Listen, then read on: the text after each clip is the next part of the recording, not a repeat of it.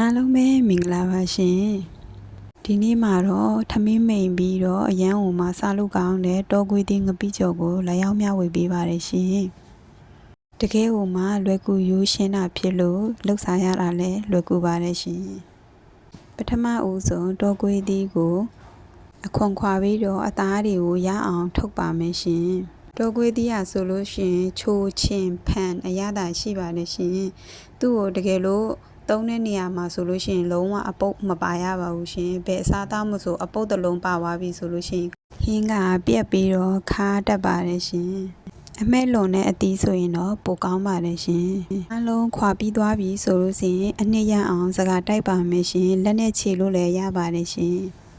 နေ့အစဉ်သေးဖြစ်သွားပြီဆိုလို့ရှိရင်ပစွန်ကြောက်ကိုရေစိမ်ပါမယ်ငရုတ်ဒီစိမ်ကိုလည်းပြင်ထားပေးပါမယ်ရှင်အဝင်ပစ္စည်းကတော့တောကွေးသီးပစွန်ကြောင့်ငရုတ်သီးစိမ်စိမ်စားငပိဒါလေးပဲဖြစ်ပါတယ်ရှင်ပထမဦးဆုံးထောင်းပြီးသားကြက်သွန်အဖြူနဲ့ငရုတ်ကိုစီတက်ပါမယ်ရှင်စီတက်ထားတာ90ရာခိုင်နှုန်းချက်ပြီးဆိုလို့ရှိရင်တော့တောကွေးသီးကိုစားထည့်ပါမယ်ရှင်ငပိကျော်ဖြစ်တာကြောင့်မြင်ငပိထမင်းစားစွန်းဝက်ကိုရီဖြော်ပြီးတော့ထည့်ပါမယ်ရှင်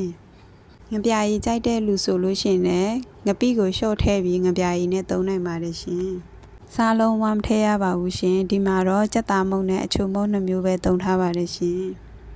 နောက်ဆုံးမှာတော့ပစွန်ကြောက်ကိုအားလုံးထည့်ပြီးတော့မွေပေးရပါမယ်ရှင်ဟင်းကောင်းကောင်းစားကြရင်တော့စိတ်ရှည်ပြီးတော့ရေခမ်းတဲ့အထိချက်ပေးရပါမယ်ရှင်ရေခမ်းပြီးတော့စီလုံးဝပြန်လာတဲ့အထိချက်ပေးရပါမယ်ရှင်ပြီးရင်တော့ငရုတ်သီးစိမ်းလေးအုပ်ပါမယ်စီပြန်ပြီးတော့ရေလုံးဝခမ်းသွားပြီဆိုလို့ရှိရင်ရမ်းမရတာရှိပြီးစားလို့ကောင်းတယ်